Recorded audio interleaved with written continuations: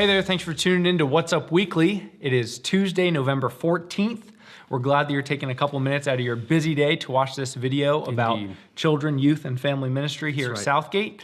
And as always, we like to start on a fun, lighthearted note. That's right. And that today is celebrating the National Day of Spicy Guacamole. That's right. You're from Colorado, had a lot of Mexican food. I like a lot of spicy stuff. Have you had spicy guacamole? Never had spicy guacamole. Had tangy, but never spicy guacamole. But So, go home, make some guacamole, throw some chili powder in there. Fire it up. Do it. Yeah, be great. Cool. Hey, quick announcement regarding our Christmas at Camp event. It's going down December the 1st, and all of the information regarding that event was in last week's worship folder.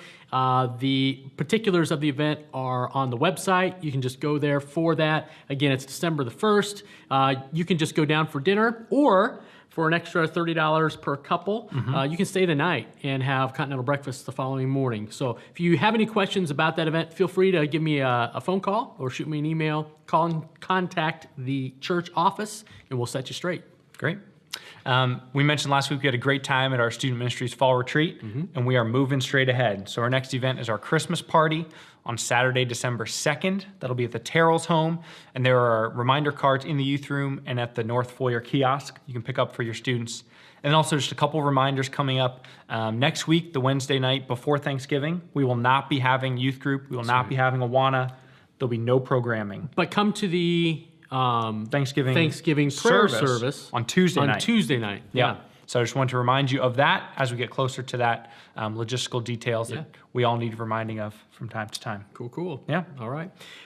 Is that it for? That's it. Okay, great. Well, this is our segment that you and Jordan introduced here a couple weeks ago called the Prayer Amid Scheme. Exactly. And we know that a pyramid scheme is widely known as an unsustainable business model. It is. However, a pyramid scheme is the only sustainable church model. Exactly. And so what we want to do during this segment is highlight some things for our church family to be praying for. And this week, I want to highlight a couple of families that are in process of adoption. Caitlin and Jordan Shumaker are in the process of adopting a little boy, and we're super excited for them and what this means for the kingdom. Right. And but this little guy's got some health problems. He's he's an infant, and he's in the NICU. I won't go into the particulars of all the things that are going on, but just pray for his body, that God would just have his hand on that little guy. Absolutely. Also be praying for the Shumakers' other children, Ayla and Gardner, and their world's kind of been topsy-turvy lately with all the trips down to the NICU. Yeah. And just pray for Jordan and Caitlin to be sensitive to their needs, and and then pray that God would help this little guy's birth mom come to know Jesus. Absolutely. And pray that this whole process would be a redemptive one, not only for this little baby, but for the birth mom as well. Now, the adoption process itself is going to stretch on for another 6 months. And so while I probably won't say too much more about that, but just pray for the Shumakers and that. Now, our other family that's in process of adopting right now is Lauren and Courtney Kuhn, and they are in process of adopting twin 6-year-old boys. In fact, they were here at Southgate on this week, and so it was great to see them interacting with our church programming. Sweet boys. Right now, they're in a foster home, and Lauren and Courtney in process. But our church family can be praying for them as it relates to kind of leading up toward Christmas time, because that looks like when the boys will actually come and live with Lauren and Courtney full-time. Great. And then that begins their 6-month-long window called the Adoption Placement Contract. And there's some in-home studies, a lot of legal stuff that has to take place. Pray for them that goes well. And then pray for them as they think through how to live out the gospel and create a redemptive family home for them. So now, as we think about our prayer amid scheme, it's got 3 parts, right? It does. So we want to invite you to basically do 3 things. First is, as soon as this video is over, pray for one of the requests. That's right. So pray for the Shumakers, pray for the Kuhns, or pray for our whole Southgate church body as we seek to encourage and support them. Yep. Second, set a reminder for yourself to pray about another one of those items Later in the week. Later in the week. Yep. So reminder on your phone, alarm clock, tie a string around your finger, whatever it takes to pray for it again later in the week. Awesome. And then third, after this video is done later today, invite a friend to pray with you. So you can do that by seeing them in person, write them a card, or send them a simple text message or email. For sure. If you need some help, maybe it would look like this. Yeah, so we've got a I don't want to call this a pre-packaged, No, but it's just some help. It's a script. Yeah. All right. So what you could say is, hey, Your friend's name, this is your name, I was recently challenged to pray for prayer request. and to ask others to commit to do the same. Would you consider praying for that this week? Preferred benediction. Easy as that. Now, If that sounds confusing, maybe it's something like this.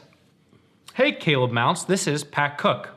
I was recently challenged to pray for the Shumakers and the adoption of their baby boy, and to ask others to commit to do the same. Would you consider praying for that this week? Thanks. great. Or if thanks is too informal, you want to be more formal, you could say something like, now to him who is able to guard you and keep you. We got great benedictions from Jude, from Numbers. Feel free to look one of those up. Share them as well. Yeah, if you're confused, just peace out works too. That works. So, awesome. Well, that's our prayer amid segment. Make it a point to pray for these families, and let's see what God does in their lives and the lives of these kids. This is an awesome thing. Now, that takes us to this week's game segment. It does. And a year ago, we celebrated the National Day of Hermit Cookies. Yes. I vaguely remember this. Yeah, they were spicy. They're spicy hermit cookies. Spicy but hermit that's about cookies. it. That's right. And now, what our producer Jordan Helwig has done for us is he has recycled those same questions, and we're going to play a game of how many whats. Precisely. And so the questions relate to hermit cookies, and our responsibility is to answer the question in terms of unit of measurement. Exactly. All right. So make us look like fools a second year in a row. Oh boy. 3 questions. The first question relating to spicy hermit cookies. Okay, so question number 1. The tallest pyramid of cookies ever constructed was measured at 58.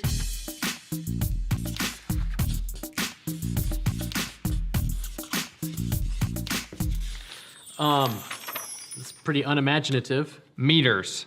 And I have feet, because the pyramid goes up, not 58 yards. 50 yards high. Yes.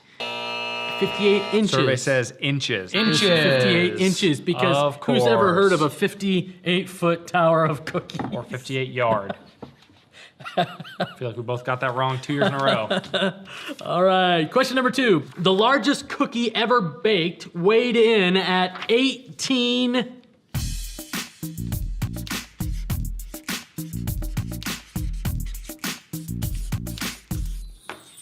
Again, unimaginative, but I'm going with pounds. Tons. 18 Pounds. Pounds? Let's see it. And the answer is tons. Well done, man. 18 tons. What? Wow. Wow. Okay. I want that cookie. Our last and final question here, or statement, or Guinness World Record. In 2010, a man set a record for breaking 21 cookies in a minute between his 2...